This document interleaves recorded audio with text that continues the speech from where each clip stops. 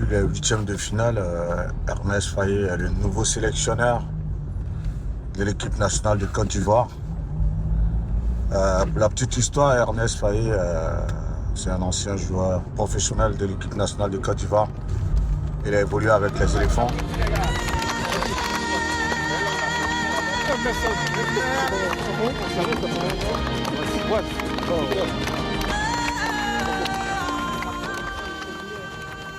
Et il est né, il a grandi dans la ville de Nantes, précisément dans le quartier qu'on appelle Malakoff. Et là, nous sommes à Nantes. Vous voyez un peu le petit tour qu'on fait dans la ville. On va aller donc dans le quartier d'Ernest Faye à Malakoff, précisément à la rue Tchécoslovaquie, voilà, on va y arriver, Tchécoslovaquie. Donc on vous embarque avec nous pour ce petit reportage sur les traces donc de Ernest Faye à Nantes, précisément au quartier Malakoff, à la rue Tchécoslovaquie. Un petit reportage exclusif signé atupeople.net, des images donc que nous prenons dans la ville de Nantes. Là, nous sommes partis du quartier Saint-Jacques, en passant donc par le pont Léopold Sédar Senghor. Justement, il y a un pont à Nantes qui porte le nom de l'illustre président sénégalais Léopold Sédar Senghor. Nous allons donc passer sur ce pont et nous embarquer donc vers le quartier Malakoff qui est situé à Nantes Sud. Voilà. Le quartier Malakoff est un peu réputé comme un quartier, on va dire, en griffe difficile, parce que c'est voilà, le genre de quartier où il y a souvent pas mal d'échauffourées. Voilà, lorsqu'il y a souvent des événements. Et on parle de Ernest Faye qui y a vécu dans les années 2000, voilà, 2000-2005, je crois. En tout cas, dans ce cadre, justement, on a pu avoir en interview l'un de ses amis d'enfance, donc, qui est Richard Kwame, il est né à Jean-Jacques Kwame. Il nous a fait pas mal de confidences par rapport à leur vie à Nantes, dans le quartier de Malakoff. Donc voilà, on vous fait suivre donc cette petite carte postale là, dans les artères de Nantes. On part comme ça au quartier Malakoff, de sorte à ce qu'ensemble nous puissions voir ensemble là où celui qui fait en ce moment des miracles avec l'équipe de Côte d'Ivoire a grandi. C'est clair qu'en voyant ces images, ça lui rappellera voilà, cette ville qu'il a vu grandir, cette ville où il a commencé à taper dans le ballon. Et il disait, il traversait le pont, c'est un pont qui est juste à côté à Malakoff, pour aller à, je crois, à Moutonnerie, pour aller sur un petit terrain où il partait jouer au foot. Voilà, là on va passer maintenant sur le pont Léopold Sédar Senghor. Voilà, sur le pont Léopold Sédar Senghor. Voilà, on passe sur ce pont, on vous le montre là, en grandeur nature. Là on passe sur le pont Léopold Sédar Senghor. Et tout de suite, on va traverser. Voilà, nous sommes sur le pont Léopold Sédar Senghor. On vous permet de voir. Et c'est clair qu'il y a une image, je vais parler aux Ivoiriens tout à l'heure. On va passer sur un pont, le pont à Auban. Le pont à Auban qui est juste à côté du quartier Malakoff. Et ce pont à Auban va vous rappeler le pont Alassane Ouattara. Voilà, on continue donc notre petit tour. Et nous, on tourne juste à droite. Et nous allons passer dans peu de temps sur le pont à Auban. Voilà, qui va vous rappeler le pont Alassane Ouattara en Côte d'Ivoire qui a été inauguré récemment. Un pont qui fait la fierté des Ivoiriens, qui somme toute est comme une vitrine, on va dire, en termes de tourisme. Voilà, très belle architecture. Donc il y a une réplique parfaite ici. Et vous allez voir cette réplique d'ici peu. Voilà, voici ça. Voici la réplique du pont Alassane Ouattara. Enfin, ça existe depuis longtemps, je pense bien. Et ça s'appelle le pont à Auban.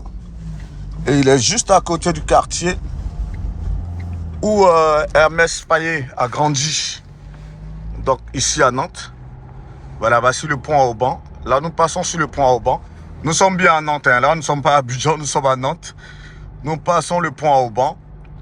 Et tout de suite après le pont à Auban, vous avez le quartier Malakoff. Au niveau du quartier Malakoff, vous avez la place Rosa Parks qui est juste là. Et il y a juste à côté la rue d'Irlande, la rue d'Angleterre. C'est-à-dire Ici, la particularité des rues porte les noms de certains pays. Donc, nous, on va chercher la rue de Tchécoslovaquie. Tchécoslovaquie, voilà. Voici la rue Rosa Parks. Là, nous sommes à Malakoff, en plein Malakoff. Et donc, on va chercher maintenant la rue Tchécoslovaquie. Bah, nous sommes sur la rue de Tchécoslovaquie. Vous voyez ce bâtiment. Il part du 15. Vous avez le 13, 11, le 7. Enfin, il part de là. Tout au bout. Voilà, ce long bâtiment. Là, nous sommes sur la rue de Tchécoslovaquie. C'est là où donc Hermès Faye a grandi. Dans ce bâtiment qui a dû certainement être rénové. 2005-2024, c'est près de 20 ans après. Voilà, on revient sur les traces. C'est vrai que là, ces parkings ont été créés il n'y a pas très longtemps. Il y a quoi, 1 an, 2 ans de cela. Nous, on va donc passer sur la voie, cette voie de la rue de Tchécoslovaquie que Hermès Faye a dû arpenter plusieurs fois dans sa tendre enfance. Ça va lui rappeler pas mal de souvenirs. Voilà. On se fait une petite caméra embarquée comme ça. Donc là, je suis sur la rue de Tchécoslovaquie. Donc comme j'ai dit, là on a le 15, le 13, le 11, le 9, le 7. Et on va donc... Voilà. Là, je suis sur la rue de Tchécoslovaquie. Donc c'est sur cette rue que Hermès Faye a habité. C'est là où il a vécu avec ses parents. Et c'est là où le virus du football l'a piqué. Et j'ai lu dans un entretien qu'il a eu à faire avec un de ses amis qui avait été injustement accusé de braquage. Un très bel entretien réalisé à Nantes où ils évoquaient leurs enfances un peu, où Hermès Faye parlait un peu de son amour pour le ballon rond. Comment est-ce que le petit gamin qu'il était, un jour, il a vu, il devait être sur l'une de ses fenêtres, certainement, et il a vu que ses amis de quartier n'étaient pas là. Il a dû se... Et lorsqu'il descend, il voit que tous les gars sont partis à une détection au FC Nantes. Voilà comment son histoire démarre avec le football. Et du coup, il part à cette détection et sa vie change. Du jour au lendemain, il devient une fierté dans le quartier. Et tous ses amis ont commencé à parler d'un de leurs qui était donc au centre de formation du FC Nantes. Voilà comment sa belle histoire avec le football commence. Rue de Tchécoslovaquie. Je fais un zoom. Voilà. Voilà. Je fais un zoom sur la rue de Tchécoslovaquie. Et vous allez voir. Voilà, c'est toute cette rue-là. Cette rue, avec ce bâtiment. Donc, comme je disais tantôt, c'est cette rue qui a vu grandir notre champion, qui est aujourd'hui à la tête de l'équipe nationale de Côte d'Ivoire qui vient de se qualifier pour les demi-finales. Une demi-finale qui se jouera face donc à la République démocratique du Congo. Je vais voir si je peux, parce que je vois pas mal de personnes là, si je peux peut-être leur parler de Hermès Faye. Je sais que pour beaucoup, ça ne doit pas leur parler, parce que ça date quand même de l'époque où il habitait ici. Mais bon, je verrai si je peux avoir 2-3 personnes, histoire de compléter ce petit élément, ce petit document. Et je viens de rencontrer donc un habitant du quartier qui me dit non, au fait, Hermès Faye n'habitait pas la rue de Tchécoslovaquie, mais plutôt la rue d'Angleterre. Justement, vu que nous, on nous a dit la rue de Tchécoslovaquie, vous avez rectifié. Qu'est-ce que vous pouvez dire à ce propos, justement? Il habitait où en vrai? Il habitait rue d'Angleterre, hein, à ma connaissance. Hein. Ouais. Moi, ça fait déjà une vingtaine d'années que je suis ici sur le quartier. Donc, moi, je l'ai connu rue d'Angleterre. Il habitait là-bas. Il a grandi avec nous. Déjà, à l'époque, il était déjà dans le monde du professionnel, hein, dans le foot. Hein. C'est ça. Et ben voilà, c'est quelqu'un d'humble, de très gentil, de serviable, qui a toujours aidé le quartier. Encore aujourd'hui, il aide le quartier. Ah ouais, il vient très souvent ici? Ouais, ça lui arrive de temps en temps de venir, pas tout le temps, mais ça lui arrive de venir nous saluer. Et voilà, quoi, ça reste quelqu'un d'original, quoi. Il sait d'où il vient et malgré sa réussite, il continue encore à venir nous voir et à nous saluer et à prendre des nouvelles de nous, quoi. Bah, pour la petite histoire, justement, pour sa détection au FC Nantes, où il est allé en centre de formation, Justement, il le raconte avec un pote lors d'un entretien où il dit un jour, il s'est levé, il a vu à la fenêtre, ses amis de foot n'étaient pas là. Et je ne sais pas si cette histoire, vous la connaissez. Non, pas Qui a du tout, permis que non. lui puisse avoir la détection et puis aller au FC Nantes. Non, je l'ai pas entendu cette histoire-là. À ma connaissance, non, j'ai jamais entendu. Et nous, on l'a toujours connu comme un footballeur qui avait percé directement, en fait. Donc, on n'a pas connaissance Au de moment où cette vous le histoire-là. connaissiez, il était déjà footballeur Ah oui, il professionnel. était déjà footballeur Parce qu'on sait qu'il professionnel. il a commencé au centre de formation de Nantes. Ouais, c'est ça. Ensuite, il est allé, il a beaucoup évolué à l'OGC Nice. Arrive bientôt au terme du temps additionnel avec Ben Saada qui s'est retourné. Ben Saada encore avec ce ballon de Mounier. Rentré 1-0 pour Nice. Le but d'Emers Faé. Marseille au ralenti. Marseille battu ce soir. Marseille grand perdant du week-end.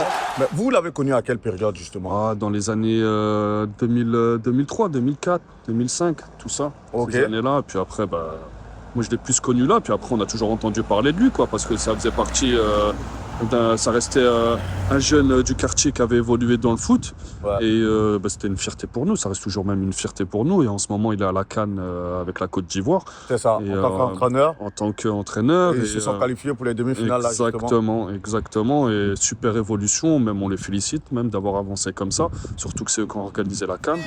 Ça reste un quartier comme dans tous les autres quartiers de France. Hein. Il y a des difficultés. Il y a des gens qui progressent. Après, nous, ça nous touche pas personnellement. On sait d'où on vient, on sait qui on est.